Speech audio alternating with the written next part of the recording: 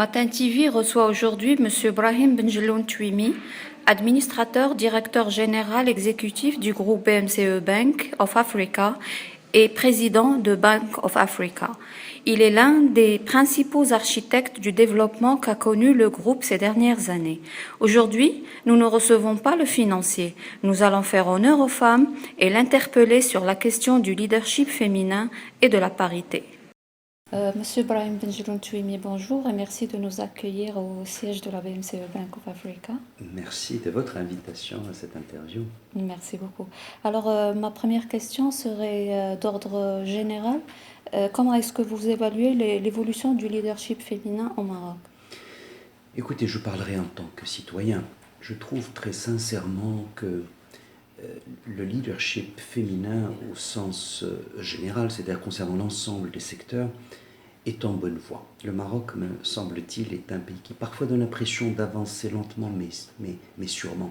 Depuis l'Anmoudouana, depuis ce fameux article 19 de la Constitution marocaine qui établit l'égalité des genres, je crois que nous sommes véritablement, je dirais, parés en termes institutionnels par rapport à ce leadership, à cette égalité. Alors, le leadership, on le sent dans tous les secteurs. On le sent, je ne citerai pas toutes ces femmes qui occupent des positions éminentes et qui... on n'a pas besoin d'occuper ces positions éminentes pour être éminent en tant que femme et précisément faire part de leadership. On le voit dans les familles. Vous savez, j'ai l'impression que l'homme, c'est un peu l'apparence du pouvoir et la femme, c'est la réalité du pouvoir. Et on le sent dans les familles. Donc, je crois qu'il faut se réjouir que désormais les textes sont là et ils rejoignent une réalité qui évolue formidablement pour précisément asseoir la place de la femme. J'ai été très marqué que l'un des premiers discours, son premier discours, je crois, en tant que roi, était précisément de faire référence à cette égalité homme-femme. Et je crois que toutes ces années-là, le statut de la femme a considérablement évolué, mais il y a tant à faire encore.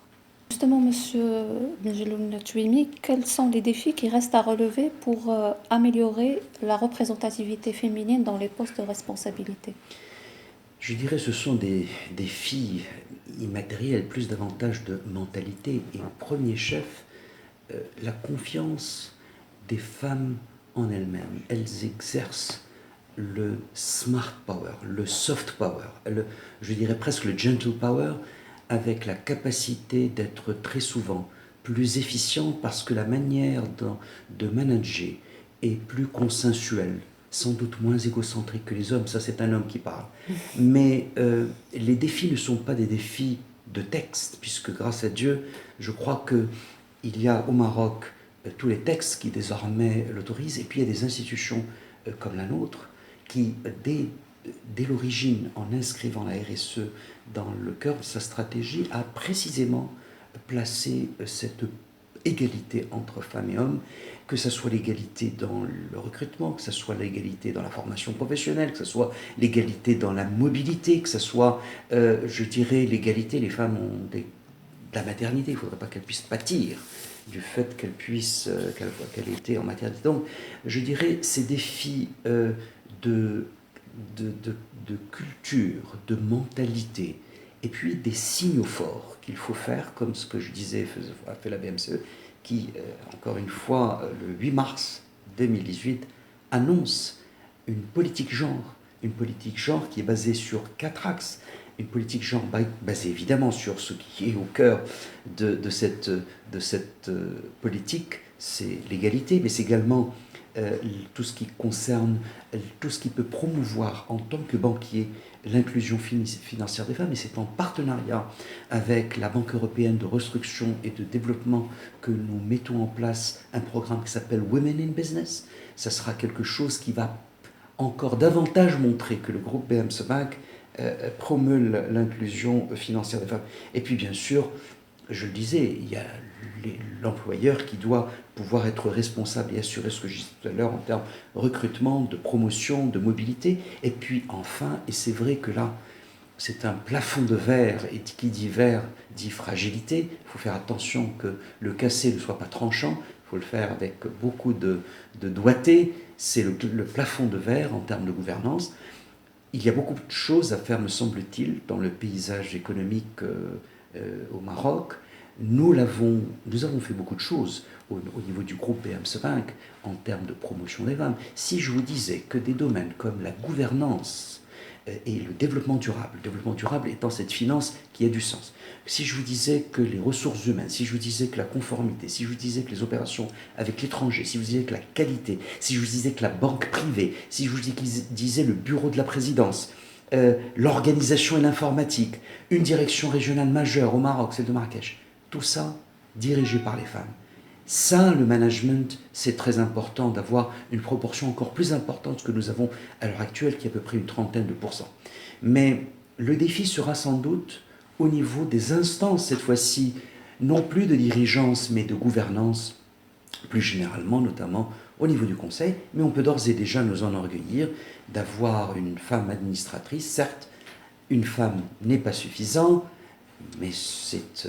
le chemin est tracé par le président Benjeloun, et sans doute y en aura-t-il davantage. Mais d'avoir une dame de grande valeur, qui se trouve être la fille du fondateur de l'Indismo Ibrahim, donc qui s'appelle Adil Ibrahim, qui est administratrice de tellement de fondations et d'institutions qui promeuvent justement des valeurs comme celle de la parité et l'égalité des genres, et qui promeuvent aussi l'Afrique.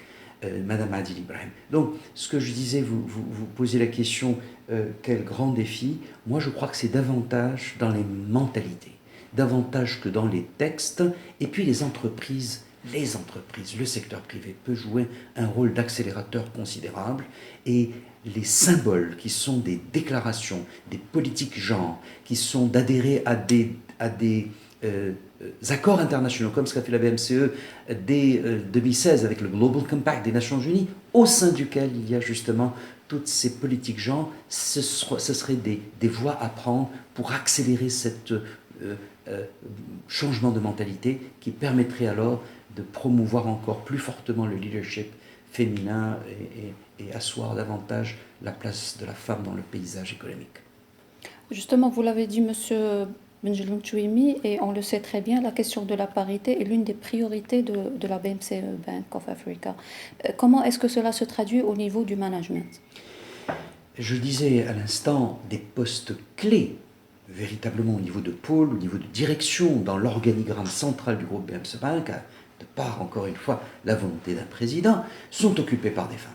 Et puis, comment ça se traduit dans le management? Je disais aussi, le management féminin, sur la foi de l'expérience en tout cas que j'ai, je suis pour ma part, beaucoup de responsables femmes sont même directement sous la responsabilité, montre encore une fois une capacité de consensus, un management qui précisément rassemble, et puis sans doute cette qualité des femmes d'être multiprocesseurs. Si nous étions des ordinateurs, elles seraient multitâches. Et ça c'est important parce que le monde va vers la capacité de faire plusieurs choses à la fois, ne pas rechercher le perfectionnisme pour le perfectionnisme, ne pas mettre ses intérêts personnels au devant de la scène. Je crois que c'est tout cela qui peut permettre précisément de faire prévaloir qu'une entreprise s'enrichit fondamentalement en promouvant des femmes. Je crois qu'il y a eu des études que j'avais lues et qui ont été à un moment très publicisées à travers le monde, qui montraient comment une corrélation entre le cours de bourse dans les marchés internationaux, dans les blue chips et dans les grands marchés financiers internationaux, une espèce de corrélation entre la part du management féminin et la qualité de la gestion qui se reflétait dans l'évolution du cours de bourse et dans les fondamentaux financiers. Je crois que ce n'est pas par hasard. Et puis je pense très fondamentalement que on retrouve la communauté humaine. Une communauté humaine est composée de femmes et d'hommes, et donc un milieu qui serait soit uniquement féminin, soit uniquement masculin est contre-productif. Il faut une émulation, il faut une coopération, il faut, je dirais, les valeurs cardinales de l'homme qui se conjuguent avec les valeurs cardinales de la femme pour faire une grande entreprise. Alors, parlons un petit peu de l'avenir. Et BMCE Bank est connu pour son soutien aux jeunes générations, c'est-à-dire les leaders de demain. Alors, pensez-vous que la nouvelle génération de femmes brisera-t-elle ce plafond de verre? Oui, merci de souligner que la BMC Bank promeut les jeunes. Je veux, pour preuve, au-delà de tous les produits, et on va me dire ils existent ailleurs, mais je crois qu'il y a des signaux très forts, avant de répondre à votre question, des signaux très forts, qu'a été ce lancement en 2014 à l'occasion du Global Entrepreneurship Summit par le président Benjelloun de ce prix de l'African Entrepreneurship Award. Et c'est extraordinaire depuis qu'il a été lancé, nous sommes à la 4e édition, de voir justement cette jeunesse africaine, panafricaine, 132 pays ont candidaté, c'est-à-dire la diaspora africaine de 132 pays dans le monde, et de voir que l'élément féminin, nous en avons à peu près une quarantaine de pourcents, a franchi tous les tabous. On n'est pas dans une perspective de féminisation des jobs, on est dans l'efficience, dans le pragmatisme. Qu'est-ce qui est au service des communautés? Et sans doute, la touche féminine permet précisément de mettre le doigt sur ce qui est nécessaire pour être au service des communautés. Alors, votre question, c'est est-ce que cette nouvelle génération permettra de briser le verre? Oui, je le crois. Je crois que ce plafond de verre, comme les verres protecteurs qui ne se brisent pas en blessant leurs passagers, parce qu'il ne faut pas arriver non plus à une guerre des sexes. C'est arriver à briser comme le verre protecteur par petites touches jusqu'à le briser, de sorte qu'il y ait des pans entiers qui se brisent sans, encore une fois, blesser, c'est-à-dire sans rupture dans la gouvernance. Il ne faut pas non plus, encore une fois, faire de la naïveté et de l'angélisme féministe. Mais il faut les deux. Donc, je le crois parce qu'encore une fois, les tabous sont brisés. Les femmes du 21e siècle sont plus digitales, et en étant plus digitales, elles sont plus ouvertes sur le monde, quand bien même elles évoluent dans des sociétés peut-être encore conservatrices. Et ça, c'est important pour dire qu'elles sont ouvertes sur les fenêtres du monde, et partant, elles acquièrent une citoyenneté mondiale avec ses valeurs mondiales, avec ses valeurs universelles. Elles savent ce qui se fait de mieux à travers le monde, et croyez-moi, et je fais que enfoncer des portes ouvertes, quand précisément vous éduquez une femme, on le dit, une fille, vous éduquez une famille, et partant, quand vous avez cette ouverture exceptionnelle qu'on rencontre ici au Maroc, avec des femmes de foyer, ou des femmes qui sont des maîtresses de foyer, ou des femmes qui travaillent pour le compte de toute une famille, dont les grands frères ou les petits frères ou même les pères en retraite. C'est tout cela qui montre qu'une société ne peut réussir, une société, qu'elle soit une société de communauté humaine, une société en tant que corporation, ne peut réussir que si elle met en exergue ce que les femmes sont capables de faire. Encore une fois, du pragmatisme, pied sur terre, le sens du détail dans le bon sens, peut-être l'empathie davantage, parce que précisément, donnant la vie, elles ont une responsabilité de l'autre. Elles sont moins dans une posture égoïste de par la nature, au sens le plus noble, que les hommes. Alors, c'est un homme qui dit cela, mais ayant eu la chance d'être avec mon épouse depuis de si nombreuses années, depuis maintenant plus de 40 ans, j'ai été en définitive avec l'éducation d'une mère exceptionnelle. Voilà, il me semble que ce sont ce genre de valeurs. Et puis, évoluant dans ce groupe avec des femmes de grande valeur qui sont des proches et des collaboratrices, des collègues, on apprend encore davantage sur elles. Et si je vous demandais, Monsieur Brahim Benjelloun Touimi, un mot pour la femme marocaine? Vous êtes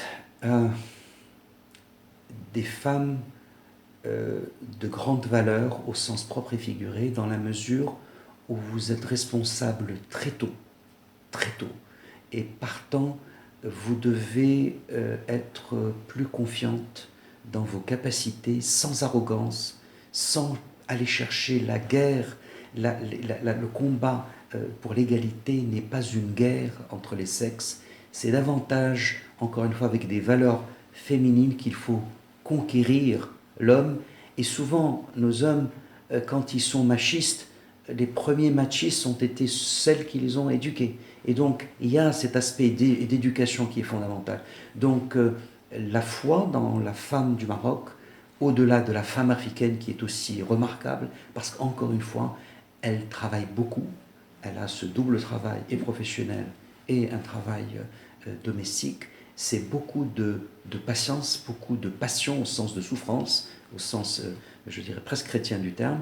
Et donc, je leur dis je suis sûr qu'elles réussiront, mais dans l'élégance, à asseoir davantage leur pouvoir, mais pas contre les hommes, avec les hommes. Merci beaucoup, Monsieur Brahim Benjeloun, de nous avoir accordé cette interview. Je vous remercie. Merci. Merci.